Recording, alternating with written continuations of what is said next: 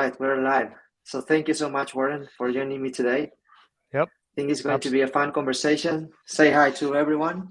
Yep. Hi Hello. to and well, I hope this is one of our first live streams. We have here today Warren Schirtzinger. I'm Jose Bermejo, managing partner at Breakdown Innovation Strategy. And today we're very fortunate to have our head of strategy and also multiple times founder, but most importantly for you all is the man who discovered the chasm. Right, Warren?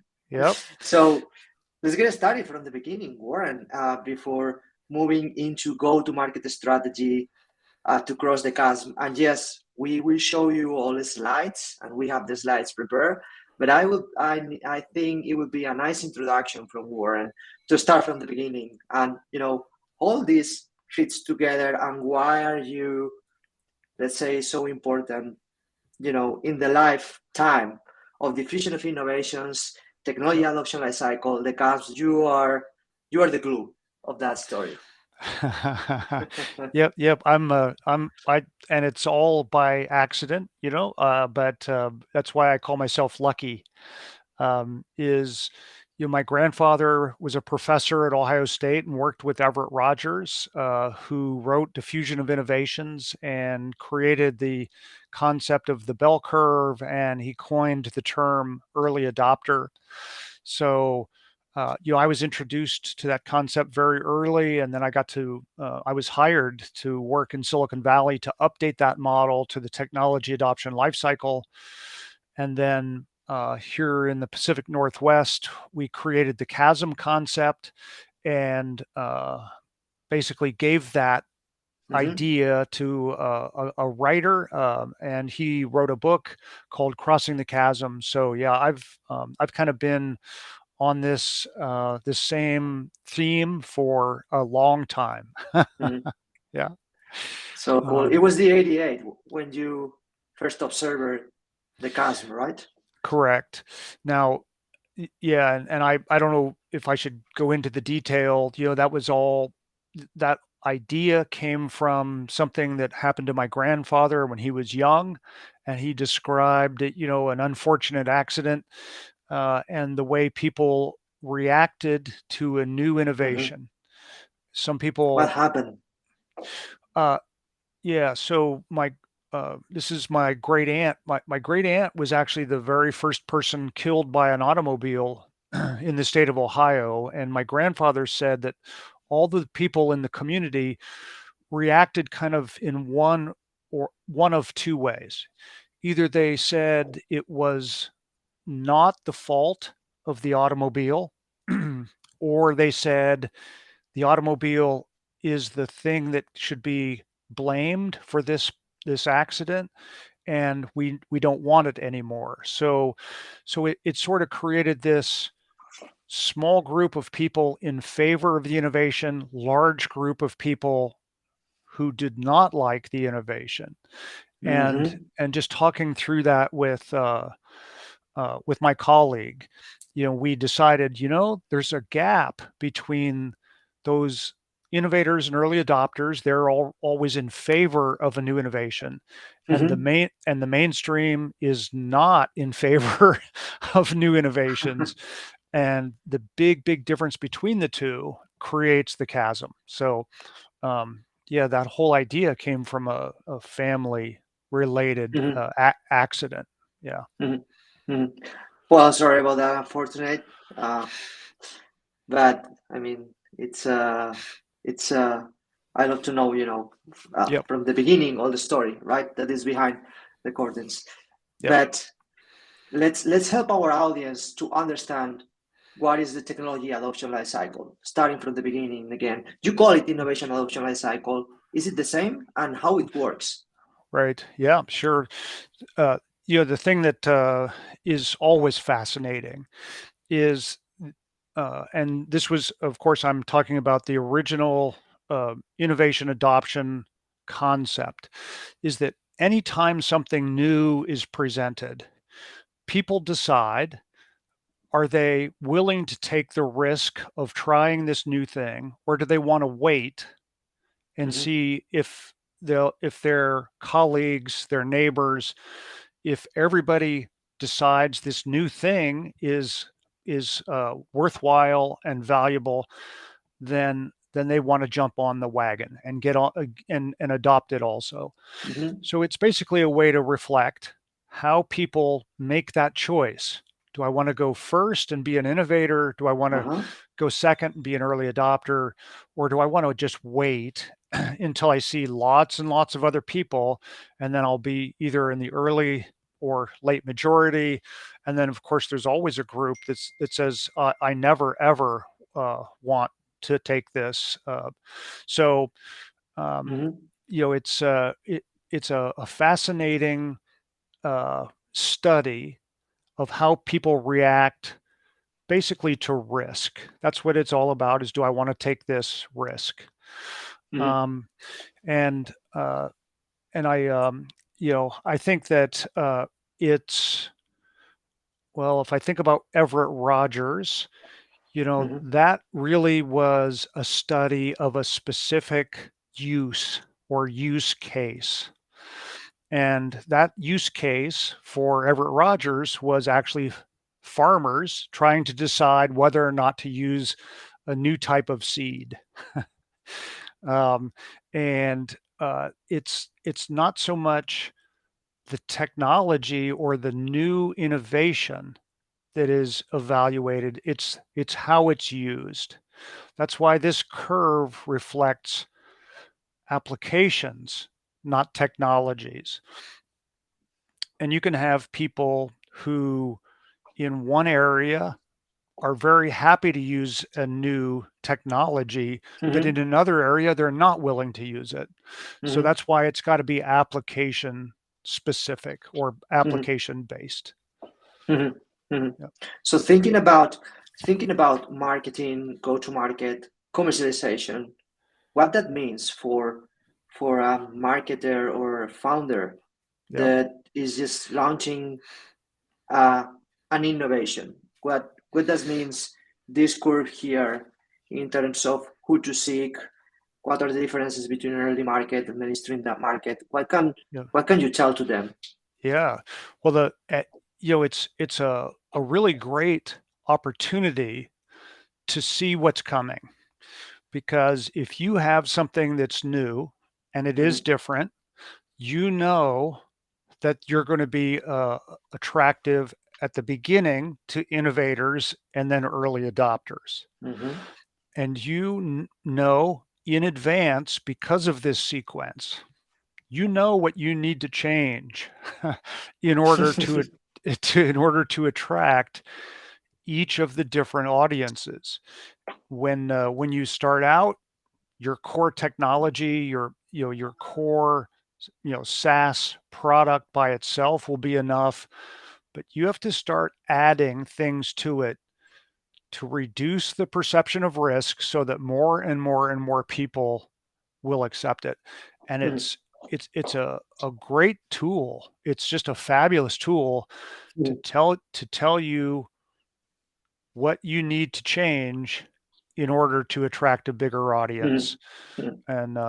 And so I see it as it's so much better than, there are a lot of what I call static Mm-hmm. models that are they're only good once, or you have to redo it again.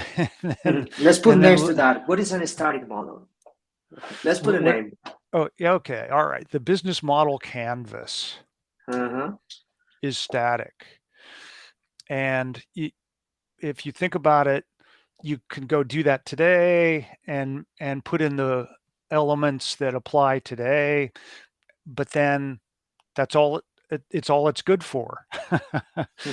Whereas the technology adoption life cycle, you can say, we see that we have to have this now, we have to have something else for the next group, and then we have to have these other things, we have to add partners and Mm-hmm. allies, we have to look for complementary product providers, and you really have a much more dynamic set of guidance, really way more dynamic, Mm-hmm. because that's how markets evolve. Everyone that's Mhm. ever been in existence goes through this sequence. Everyone. Yeah. Hmm. And we see that in every engagement, and it's wonderful to be in Yeah. this kind of engagements with the kind of consulting that we do, because we see also the other way around, right, Warren? So um, most of the times we have founders that are at the very beginning of the journey, but we see also founders that they think that are selling to visionaries. And then when we do the market research, we find that they are selling to pragmatists, Yeah. because their solution is cheaper and comes with tons of support, and it's easier to adopt and so on. So what we see over and over that this framework anticipates are mixed marketing, sales tactics, different messages. So we Right. see people that is applying visionary selling when they are in a late market, Yeah. and we see people and founders and marketers trying sales outreach to a mainstream market tactics when they are in an early market and the Yeah. category still doesn't exist. And those are mixed. That's the best way to waste money, right? Yeah. Oh, and you know, um, I try to be very positive in everything I do, but we see failure rates. I think the failure rate of new products is at least 90, maybe even 95%, and a lot of that it can be explained by just not being in alignment with the technology adoption lifecycle. Mm-hmm. And it's exactly what you mentioned. You have people using tactics, and maybe that's advertising or marketing or messaging, and they have the wrong tactics based on where they are on the adoption lifecycle. And if they were to just get into alignment and understand the needs of the different adopter types, then I think we would see, the success rate of new products go way up and the failure rate would go way down. Mm-hmm. Yeah. Okay, so let's help our audiences and marketers, product marketers, founders understand how can they how can they better understand when talking to their pool of clients if they are having traction in an early market and Yeah. visionaries are knocking the door, or either they are more in a late market or a mainstream market, Yeah. and are rather the pragmatists, the interested about their products. How can Yeah. I differentiate that? Yeah. So the signs that I always look for is when you're interacting with a prospective customer, if they tend to be very technology focused, and Mm, they're asking questions like, how does this work? How is your product designed? What are the technical attributes? Why is your technology more advanced? That's a classic sign of an innovator.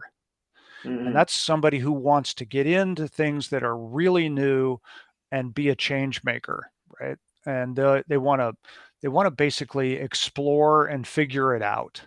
And it's very technically oriented. So that's one thing to look for in innovators. Early adopters tend to talk about making a big difference. They like to find what is often called a transformation. So they tend to have that visionary point of view, and they'll ask questions about, uh, well, this could make a really big difference, couldn't it? If we were to apply it in a certain use case or a certain industry, it could really make a huge change. And that kind of interest is really very much, a characteristic of an early adopter. They want to see transformational change, big advantage, big leaps forward. Um, so that's early adopters, mm, and they're a lot of fun to work with. And in fact, most technology-based companies love early adopters. There's no question. Yeah, yeah. All right. But then on the other side of the chasm, you run into the mainstream, and then things really flip. Now you have people who want to go slower, one step at a time, and just make gradual improvements. And they tend to be very vertically oriented. So they're not going to ask about the technology or really the product as much as, well, how does this fit into my industry? And how does it solve the problem that I really need to solve? And I only really want it to do one thing. Can it solve my one problem? And that's a clear sign of the early majority is vertical industry focus, with a specific problem in mind that they want to solve. And they want to start see, asking about references, right? That's and they another do. sign. And Risk reduction attributes. Absolutely. So they're very much going to say to you, your solution looks good, but let me talk to other people in the industry, in my industry, that have already used it. And if you're just crossing the chasm, you don't necessarily have references yet, and that's often a challenge. And then continuing through the mainstream, the late majority, they tend to know, they recognize that a lot of their colleagues have already adopted this new solution. They know that it's important, that they've got to pay attention to it, or they're going to just fall too far behind.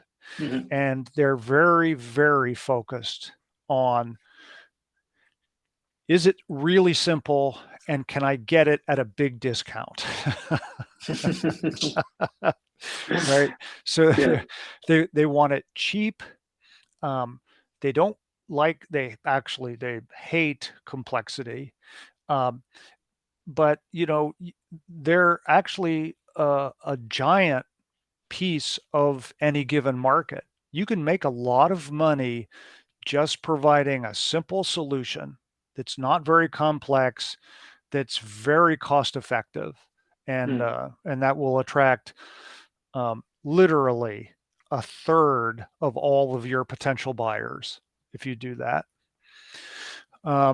Laggards, they're probably not going to engage until they have to. Something happens with their current method breaks and cannot be fixed, so they are forced to engage. And that a lot of times that's a long way off. So laggards are very hard to serve. But it doesn't mean they will never buy. It just means it's slow and hard.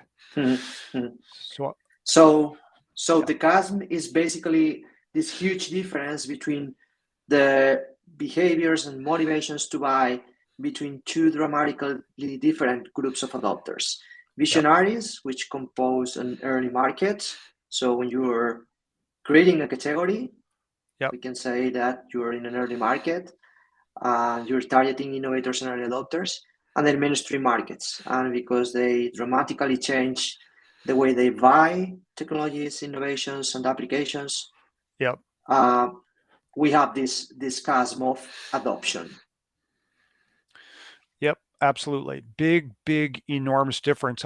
I was watching a movie recently where a person said, the day, if you're married and you have your first child, the day your first child is born, your whole life changes completely. Okay, which makes sense. Same thing with crossing the chasm.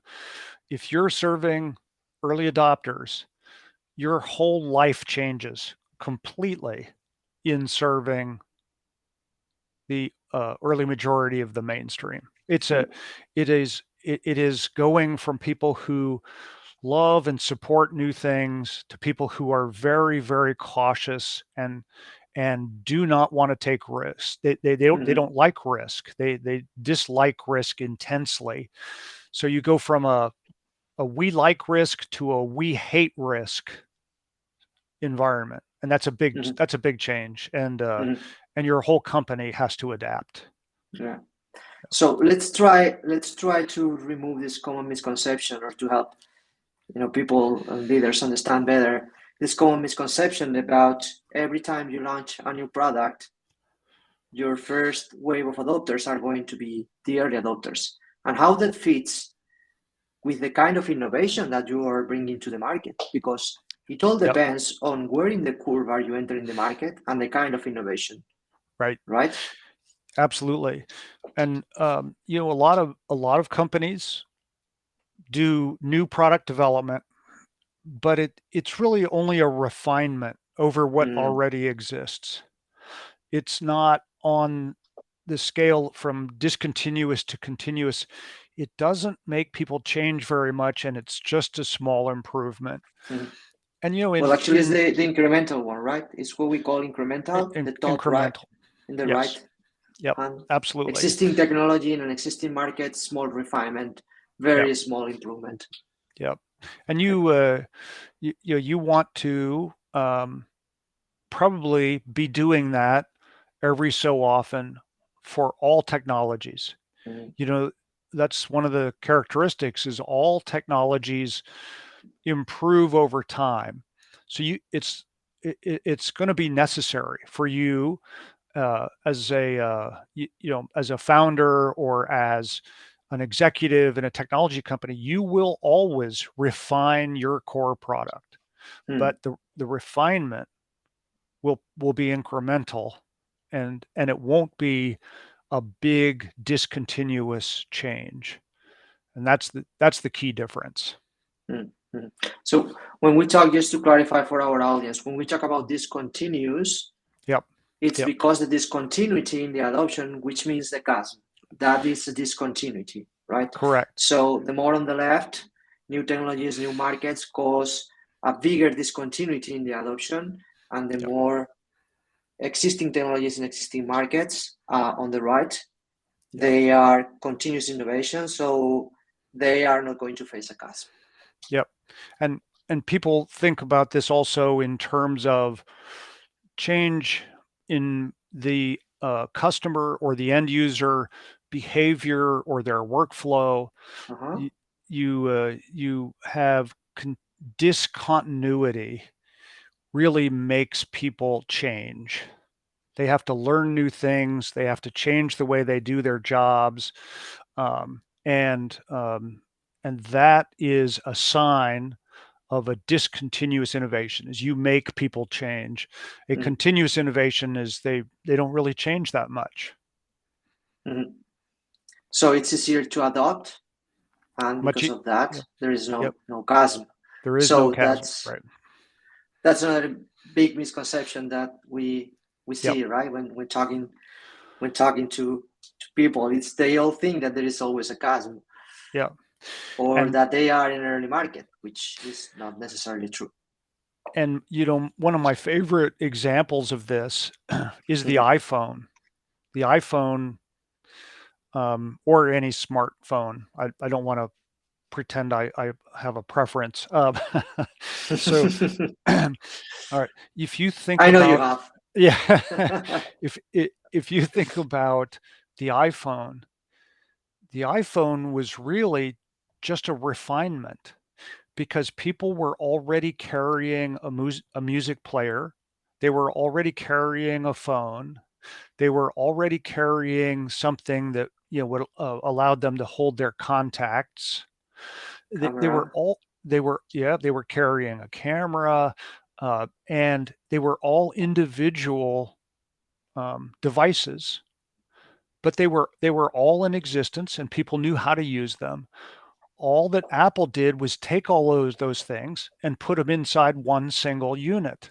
That's all it was. It's just a refinement. So in your perspective, it's a refinement. Yes. So a lot of people look at the iPhone and go, "Oh, wow, they would probably call it a disruptive innovation." Exactly. And absolutely not. It was a refinement over things that were already in use. Mhm, mhm. That's a big, big, big difference. Big That's difference. why it didn't struggle to Uh, grow fast early uh, adopters. It wasn't always no, continuity. correct. Exactly. Mhm. And the fact that it, put all of these different devices inside one package, that was a good benefit. But Yeah. everybody was already using cameras, phones, music players, on and on already. Mhm, Yep. mhm. And how do how do the leaders know that they are in a chasm? Yeah. How someone can figure out that they are in a chasm, and then they can make the right decisions and the right choices? Because the Right. first step to fix your marketing, your sales, your positioning strategy, it's all about understanding where are you in terms of the technology adoption life cycle and understanding whether or not you're in a chasm. Yeah. And um, you can look for a certain number of things. If you're serving early adopters, they tend to speak your language as a technology provider. They like to talk about visionary things, and they'll buy, and they've got a good healthy budget. If all of a sudden you're noticing that the sales cycles just seem to get longer and longer, and people show a lot of interest, but they don't buy. Um, you start to Mm-hmm. hear questions that are more related to an industry than they are the product. Mm-hmm. Um, and um, you just see the nature of people, and of course, unfortunately, your revenue growth. It just seems to go down. Mm-hmm. So that's probably one of the key indicators is you can get this reading, or it's almost like feedback from the market. Hmm. People might be interested, but they're not buying. Sales cycles take longer and longer and longer, and that's you know that's the primary indicator. Hmm. Hmm.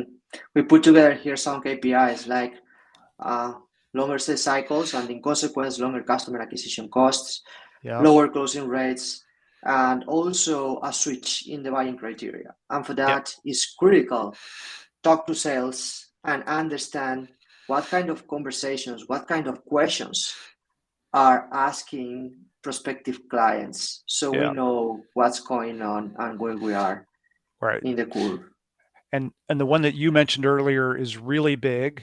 Is if you get the question, okay, I'm very interested, but can you show me a case study, or can I talk to one of your other customers that is already doing this? So they're looking for a reference or a referral. That tends to show you that that's a mainstream question. Mm-hmm. An early adopter Interesting. does not care about references and referrals and case studies. Actually, they don't want them, right? They Because want, that's right. They want to be first, and they don't want them. That's right. And the it's like, okay, you have references. I don't want your technology. I want to be right first. that's right. Is I'm only in this if I can be first, and and in order to be first, there can't be other examples. Exactly. Exactly. Yeah. So, well, let's talk about the elephant in the room. Now we're in a chasm. How do Yeah. we cross the chasm? What is the go-to-market strategy or the tweaks that we need in our go-to-market strategy to cross the chasm? I believe there are two big factors, right? One is the Uh-huh. bowling pin strategy. The Yep. second one is the whole product. Yep. Let's start with the bowling pin strategy. Yep. What Yep. is it, the bowling pin strategy, and how it works, and how to apply it to cross the chasm? Yeah. So the key is um, to find what is often called a beachhead segment, and you need to focus all of the resources of the company that are dedicated to this product, right? If you have a team that is assigned to a product, if it's in the chasm, then that team needs to identify the beachhead segment. And that's the end user that has certain characteristics, is very industry focused or vertically focused. And you need to just really do a good job of identifying who you're going to focus on and have a very, very specific focus on just that beachhead use case or segment, because that's your key to crossing the chasm, is getting into the into an application that is extremely compelling for a mainstream user. Now, part of selecting that beachhead, and we think of it in terms of bowling pins, is if you select that first bowling pin, you want it to be able to help knock down other bowling pins, or in other words, help you enter other market segments after you have been successful in the first one. And we have an example. If this is a good time, I can talk a little bit about this. All right. So this is. Let me ask you one question real quick, because I want our audience to understand what the why, right? What are the foundations of switching from, I'm selling, I'm trying to empathize with all the folks that, they've been successful, and all of a sudden they're crossing a chasm, they're reaching a growth plateau, and then here we are telling them, hey, you gotta narrow down your positioning, you gotta focus just in one audience, one target, either, or one application. So if you were selling, I don't know, cars all over the place, you have to focus on one specific kind of car, right, targeted to one specific audience to cross the chasm. Correct. And then, why is that? Yeah. So it goes back to that fundamental characteristic of what the mainstream audience is like, is they want to see that you have created a complete solution just for them, and it's specific to their industry. It's got everything that they need. Remember, they're all about solving a problem. So it takes a lot of focus and some resources to create a very, very compelling, complete solution for a single use case or a single application. But that's what they want. That's what is going to be required. If you want to move into the mainstream, you must have that as your offering. And it's not like the good old days of early adopters where they said, if it's not complete, that's okay. And, if it's not for a certain industry, that's okay. The mainstream is very, very cautious, extremely cautious. And they want to see things that are complete and they're focused. And that's the way to move into the mainstream in a strategic way. So I don't know if that answers your question or not. But absolutely, yeah. I would love to learn from this example.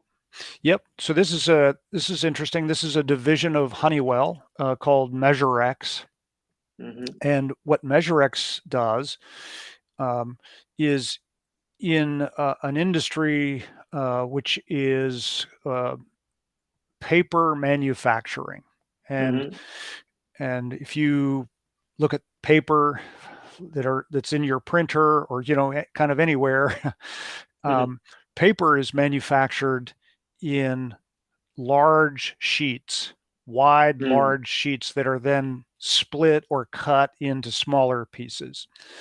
And the MeasureX division of Honeywell created a way to monitor the thickness of the paper as it was being made, during the process itself, Mm. rather than wait until all of this paper has been manufactured. They actually measure it online.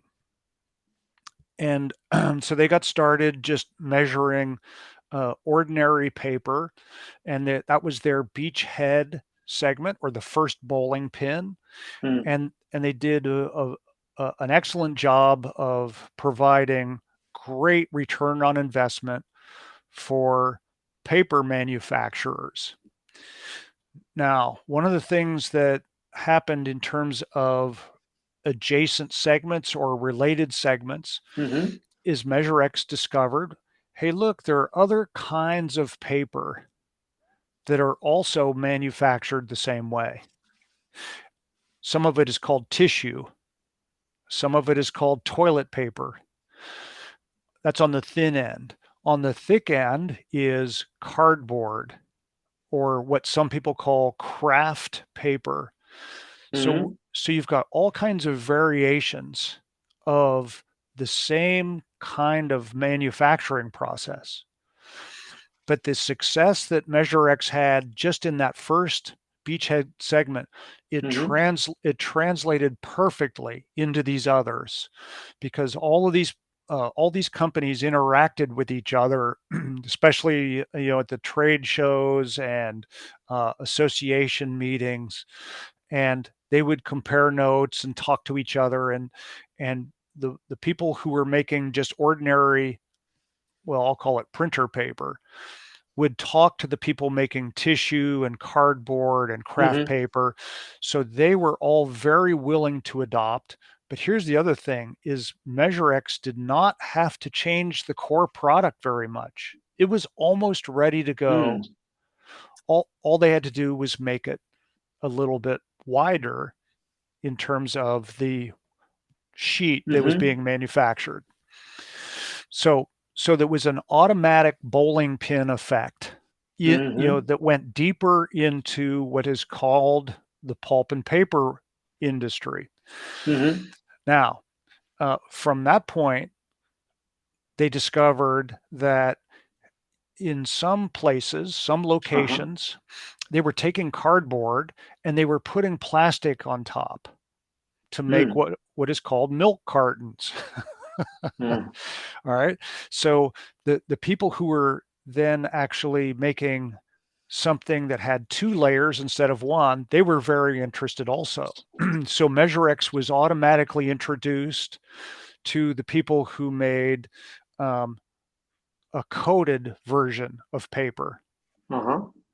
Same Wow. thing. Still measure the thickness of now two layers instead of one, It's to sell. and it real easy to sell. Yep. And then comes the people who make just plastic, and they went, oh, look at this, you guys can measure the thickness of paper with plastic on top. Mm-hmm. I bet you could measure the thickness of plastic just by itself. Answer is yes. Not much change. Not much change to the product, still the same process, not as big, but that's the picture on the right.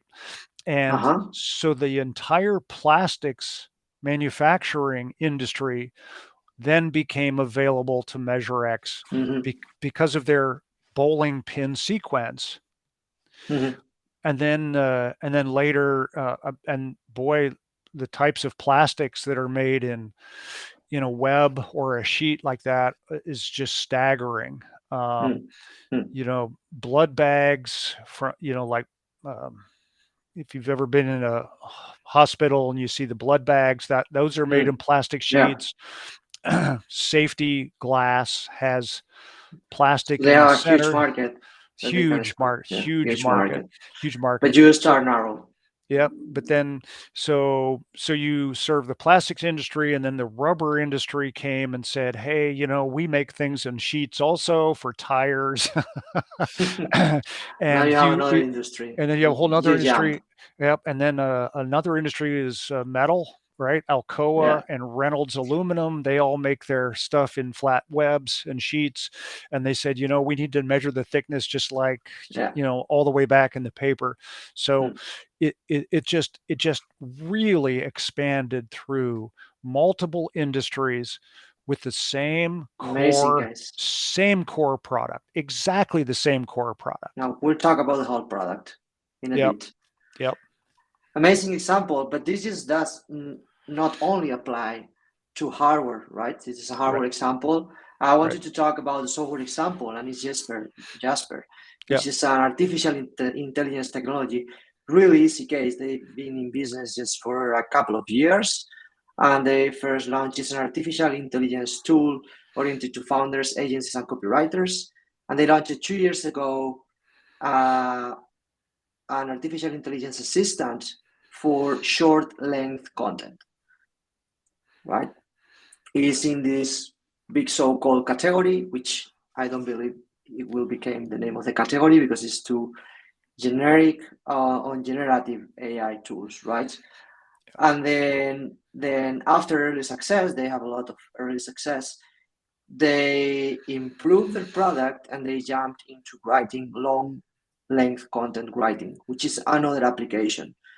So all of a sudden you can have content marketers that are writing long length content. Sometimes they are different from the short length content, using also the tool. So that is another application. And then now they are jumping into what they call art, which is generate the images for the content that they are writing with the other tool, and they charge more for this new tool, right? So it's like if you want a cross-selling for the same target with different applications. Yep. So it's the same. And it's a software example. Yep. And the core product pretty much stays the same until they expand it for other applications. Exactly. Yep. And, this just removes this big misconception that we are facing, right? Which is, the Gartners and the Forresters saying artificial intelligence is just crossing the gas wall. Tell it, Warren. No. It, like we said before, and we'll probably say again, it's the application of a technology that goes through the adoption process, not the technology itself. Right. Big mistake, big misunderstanding, unfortunately. Yeah. Well, we hope to help with that. Yep. The second big point, the whole product or the complete solution. Warren, what is the whole product? Because you've been working also with the man who discovered this concept, and you've been 30 years refining this concept. Yep. And you have a brand new version with, so far, you call it Lover's Recipe. I don't know if there is a new name, but yeah, tell us, what is it? Yeah. So I'll probably rename it, before too long. It's not an ideal name, but the concept really is, as we've said, the mainstream requires a complete solution. And part of making that solution complete is making it lower risk, that the adoption risk associated with your product just needs to be perceived as lower for various reasons. And I've identified 12 different factors that will lower the perception of risk. But the great thing, because we're talking here about SaaS mostly, is SaaS has two elements that are already very much helping with the reduction in perceived risk. Just by its very nature, the customer can try a SaaS product before buying it. And that's a big element in the mainstream, where people don't want to engage or purchase something that is really unknown or unfamiliar. So they want to try it before they buy it. And SaaS is just built for that, and it's perfect.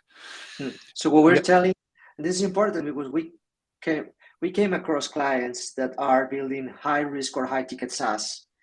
but they don't have a way of trial before commitment. So we will say to them, hey, first thing in your mind is leverage the power of trial before commitment. Try to build a solution, a pilot, something that you can give to your client to reduce the risk perception of buying your product before they buy it.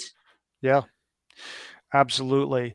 And even there's some really, really well-run companies that are actually hardware companies, but they still follow that pattern. They still allow try before buy, and it's it's amazing how that allows a mainstream customer to feel much more secure, much safer about the purchase. They've tried it first.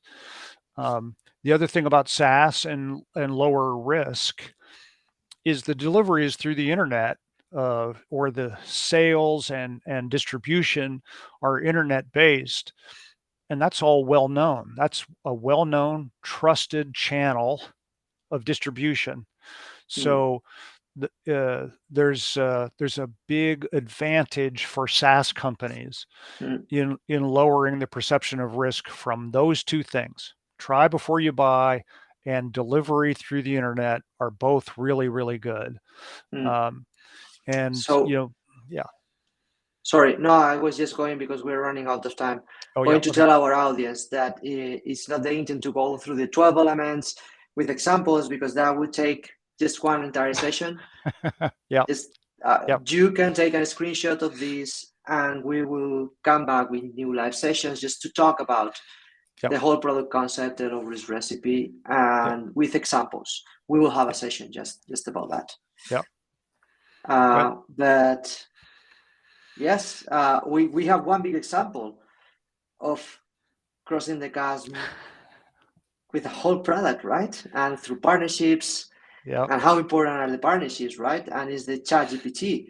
And this is just a screenshot. Well, there are multiple screenshots of ChatGPT. There are a lot of talks around ChatGPT, plenty of people using it. I myself, we use it as an assistant for the market assessment for our clients, right?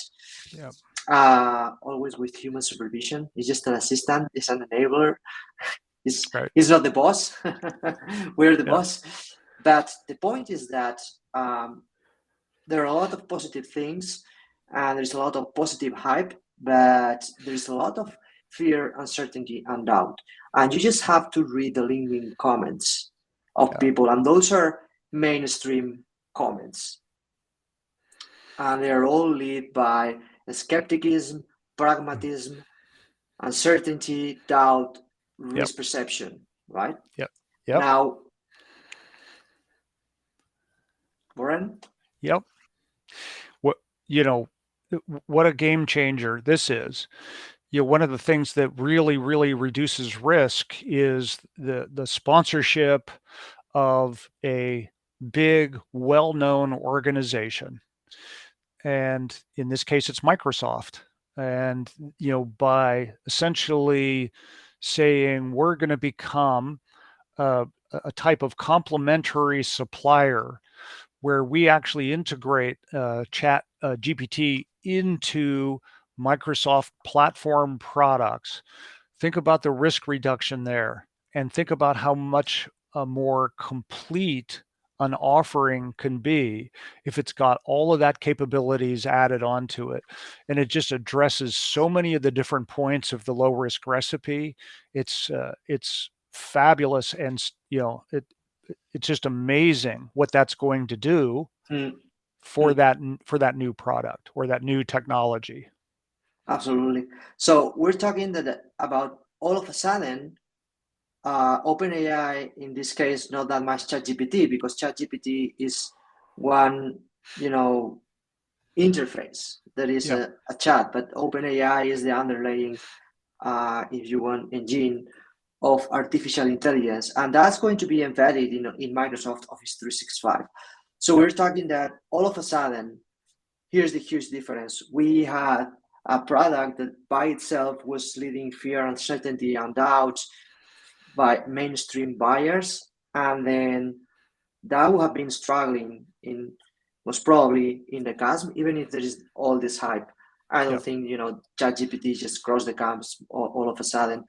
But then we have OpenAI that for a specific use case, which is embedded in Office 365 and being, they are going to be an assistant to write in Word, in Excel, in PowerPoint, and so on. So that is in a specific use case. I believe they are also going to be assistant for Microsoft Teams and also for GitHub. There are specific use cases for specific applications, which is what crosses the chasm. But Yep. as you were saying, all of a sudden you have almost the complete product, not just the core technology, because let's have a quick review for our audience. Compatible and familiar. I mean, Office 365 is the market leader in with Word, PowerPoint, and so on. You didn't have to Yep. learn almost everything. It's embedded in your interface. Yep. Support. Partners are providing support, or even better, Microsoft with their credits, they have gold credits for gold clients. They provide support. You don't have to think about, is OpenAI going to provide me support? No, you think about Microsoft, the big guys. Right. Yep. Right. Distribution channels. You have not only Microsoft, you have the most powerful partner network in the world, the Microsoft Partner Network, that is distributing those products and is going to enable their clients to use and train on how to use this new tool, which is powered by OpenAI. Yep. Right? All of a sudden, you win all the safety in numbers. Absolutely. So, it's complete. It's fair, and 365 is a form of a standard, really, in a lot of ways for a lot of organizations. Agreed. So, right there, OpenAI becomes part of an existing standard, the standard that is followed around the world, and that could not be have a bigger impact on mainstream adoption. All of these things together. Yeah. And the biggest concerns, which probably in AI, in our experience, when we've done market assessments for products in artificial intelligence, they are all around security, privacy, how biased is the artificial intelligence, and so on. It's not just OpenAI's brand, which is they're the new guys in the neighborhood. Yep. Now it's Microsoft brand. Yep. After the security and privacy. So when there is going to be an issue with the client, you don't just have OpenAI, you have the partner who you trust, is a local partner who you trust, with all the people in the partnership, in that partner telling you what's going on with security and privacy in the underlying engine. But you also have Microsoft and the folks in Microsoft telling you what's going to happen with all your information, where is the data coming from, and so on. And that's a big deal because that information is not coming from OpenAI. Those are third-party people that is going to drive trust. Yep. It's a huge deal here. It is. It reminds me of the old days when IBM decided to sponsor the personal computer. It's the most dominant voice in computing. Basically said, we're going to make this entire thing work, and that's really what Microsoft is doing with OpenAI. Is they're saying we're going to make this thing work, and it couldn't be bigger. Yeah, I love it. Yeah. All right, we have 7 minutes to go. Real quick. Well, it's not just about in the go-to-market, not just about those two decisions, but they also have to think about partners and allies, because as we've seen in the OpenAI example, partners and allies are the fastest track to complete your product, make it lower risk and more appealing for mainstream. It's also about sales and marketing channels, because you gotta switch channels, you gotta think about new things, pricing, and the positioning strategy. Yep. But why isn't Crossing the Chasm intuitive, Warren? Yeah. Well, so I'll just start with saying about that. It's more comfortable for a business to say, all of our customers are kind of the same. They're we've created this product, we have this new technology, and we know that it's helpful in a certain use case or application, Mhm. and it's just more convenient to say, you know, all the customers we serve um, are going to have this similarity in their need for our product.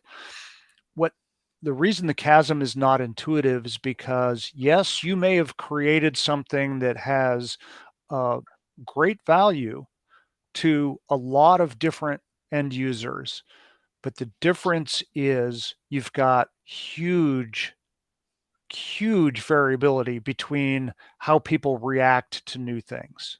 Just huge. So it's not obvious or intuitive, really, because to start with, people are not the same. Even if they're the same use case, the same industry, the same Mhm. everything, they view new things and they accept risk at a different pace. So, We're um, humans. and we are, yeah, and that's and that's really a big piece of why it's not intuitive. But you know, the other thing too is a lot of people want to be, you know, they want their business to grow fast. So um, they try to serve a lot of different types of industries and segments all at once. And remember, Crossing the Chasm is all about being narrow, focusing on that beachhead, and being actually not broad, but narrow focus, segmented focus, to get into the mainstream. So Mm. it goes against all of the instincts that a business person would have that says, look, let's go out, let's grow, let's serve whoever comes to us. We'll just, you know, we'll work with them, we'll get their business, we'll record their revenue. And you know, you really have to go the opposite way to cross the Mm. chasm. And it doesn't make sense intuitively that you need to Mm. take some customers and say, look, we're not going to serve them yet. We will at some point, but not to start. And that's, you know, hard to kind of get your head around and process. Mm. Yeah, So makes sense. Because yeah, from a business perspective, probably you see this as a more risky choice to narrow down and just focus on one segment. right, But I right, believe that and I say myself also, I've been founder and business owner. What we don't see is that the way to win is by winning a segment, and winning means market leadership. yeah, So to me, that's the critical part, right? If instead of saying, hey, we gotta narrow down, that might be risky. We gotta focus just in one segment. That might be risky. But instead, if we switch our minds and we say, hey, we're gonna be the market leaders of this segment, so we need to focus everything and all of our efforts in this yeah, segment. Maybe that is more compelling to switch our minds, yeah, right? yeah. So Anyway, so yeah, summarizing, summary to successful cross the chasm. So first, focus on one beachhead segment that you can dominate, a set market leadership. That's what we're looking for, right? And Warren, what about market size? Everyone asks, okay, let's start analyzing the market size of all the segments to pick the segment. They cannot be more wrong. right, yeah. Yeah, Why? yeah, yeah. No, the key to picking that great beachhead segment or lead bowling pin is you want an ideal match between what it is you can provide in terms of a complete solution or a whole product and Mm-hmm. what the customer needs in terms of a complete solution and whole product. Mm-hmm. And it, you know, that's where really high or what I would call accelerated traction takes place is when you have the perfect solution and they have the perfect need, and it's the perfect marriage. Problem solution fit. It is, and it's not about the size of the market. Exactly. And then there are other factors that are actually also more important than market size that we look at when we work with clients, which are market accessibility. I mean, if it's really difficult because you don't have the channels, or you have to build very long-term or very expensive channels, that's something to look after. Market accessibility, the entrenched competition, how many competitors do you expect to enter, the influence and the credibility potential you have in that market. I mean, if you claim to be, or you want to claim to be the go-to solution in a market, but you don't have strengths, you don't have track record, you are someone that is just brand new in the industry, you don't have any sort of credibility or influence potential through network, through partners, etc. Well, that's something also to look at. And then the follow-on potential. What is the next segment you can jump on? If there is no follow-on potential, you cannot keep penetrating in the market, right? Yep, exactly. Second, complete product for your beachhead segment. You cannot understate the importance of this.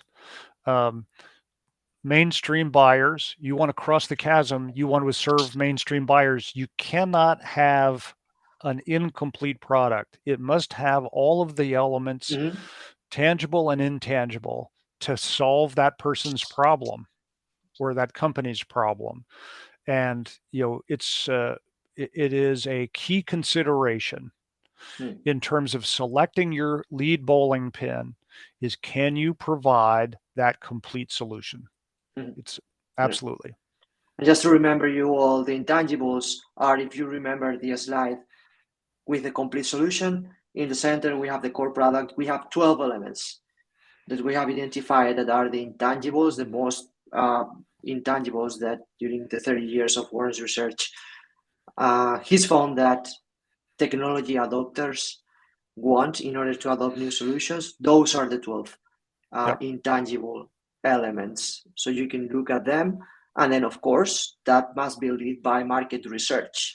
Don't just start building them because they are in the lowest recipe or in the whole product. First, listen to the market, figure out what are the intangibles they want, figure out how can you overcompete your competition through those intangibles, and then build them.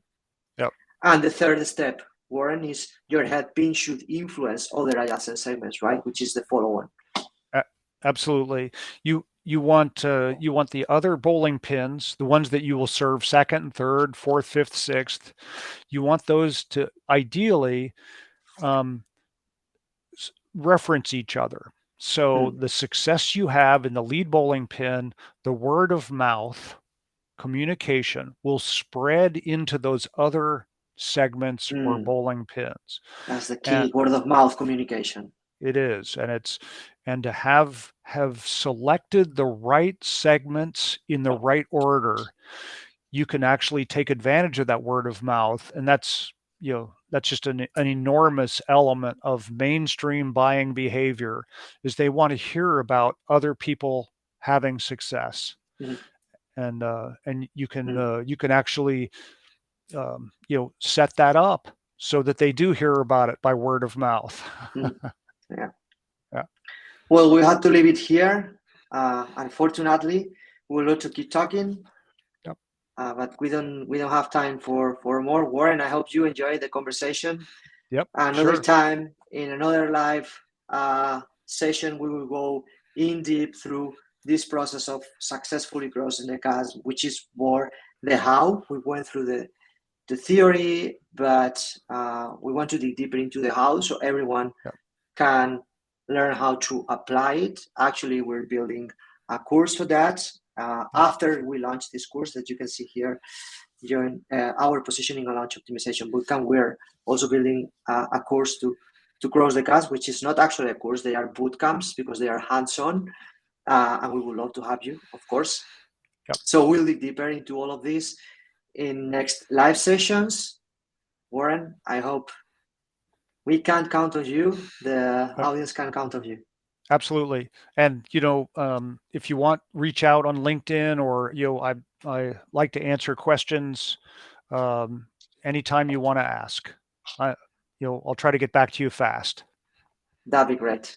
Yep. And I'm also here in LinkedIn. We're working a lot in LinkedIn, expanding our network. We are approachable guys. So we like to help. So just drop us a line in LinkedIn. Warren Schirtzinger, Jose Bermejo will be there to answer all your questions. Yep. Thank you so much, everyone. Thank you so much, Warren, for such an amazing conversation and learnings as always. Every time I talk to you, it's a big learning. Yep. It's always fun. Always. All right. See you in the next one. Thank you. Take care. Thank you.